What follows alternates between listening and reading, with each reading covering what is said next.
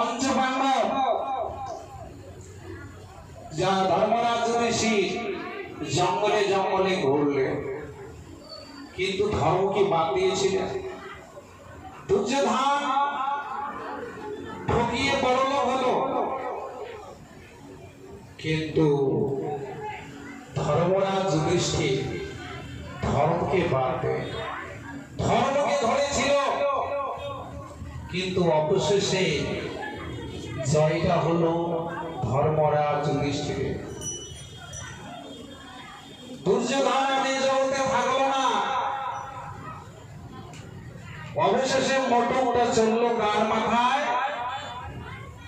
ধর্মরাজ যুধিষ্ঠির। এই জন্য শাস্ত্রে বলেছে যথা ধর্ম তথা জয়। যেখানে ধর্ম আছে সেখানে জয় অবশ্যম্ভাবী হবে।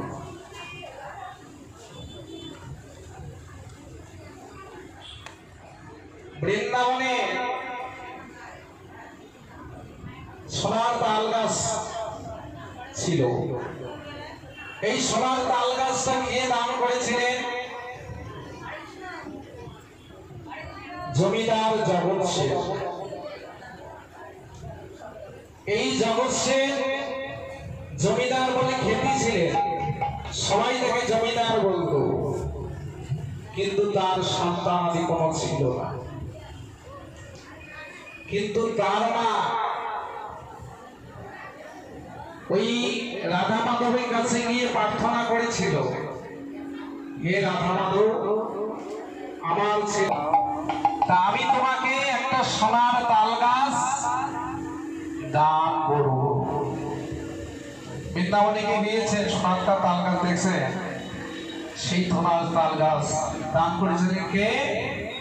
জগৎ সেনের মা, জমিদারের জগৎ সেনের মা। তুমি যদি আমার ছেলের একটা সন্তান দাও, তাহলে আমি সোনার তাল গাছ তোমাকে বানিয়ে দেব। রাধা মাধবের কাছে মানুষ করলেন, রাধা মাধব তার মনস্কামনা পূর্ণ করলেন,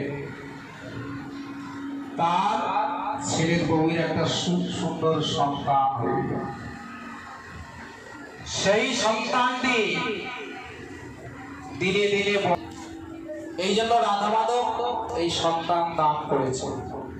তা আমি রাধা মাধবের কাছে মানুষ করেছি, তুমি যদি একটা পুত্র সন্তান দাও, তা আমি তোমাকে একটা সোনার তাল গাছ দান করব। এবার জগৎ সেন বলছে, মা তুমি বুড়ো হয়ে গেছো তো, কখন কি বলে ফেলোটা ঠিক নাই। সোনার তাল গাছ কি 2-1 কেজি সোনা লাগে? তুমি এক কাজ করো, আমি তোমাকে কিছু টাকা পয়সা দেই, তুমি বৃন্দাবনে গিয়ে একটা বৈষ্ণব সেবা দাও, সাধুগুরু বৈষ্ণবকে দান করো। এবার তার মায়ের মন খারাপ হয়ে গেল। আমি রাধা মাধবকে কথা দিয়েছি সোনার তাল গাছ দিব, আর তুই বলছিস কিছু পয়সা নিয়ে বৃন্দাবনে গিয়ে তুমি আমার মনস্কামনা পূর্ণ করেছো, কিন্তু তোমার ঋণ আমি শোধ করতে পারলাম না। তোমাকে যে কথা দিয়েছিলাম সোনার তাল গাছ দেবো, এখন আমার ছেলে দেয়, আমি কি করবো? তা তোমার কাছে আমি ঋণী রাখতে পারবো না।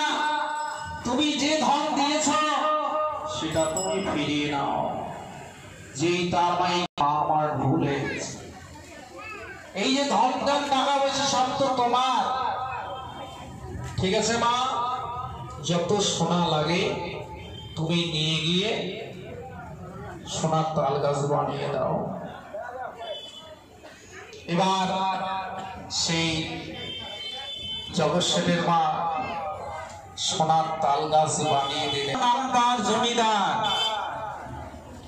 জমিদারের শত্রু জমিদারই হয়। মুর্শিদাবাদে লালা বাবু, উনিও জমিদার। উনি মনে মনে চিন্তা করছে যে এই জগৎ সেনের জমিদারের কথা সবাই বলে, কিন্তু আমার কথা তো কেউ বলে।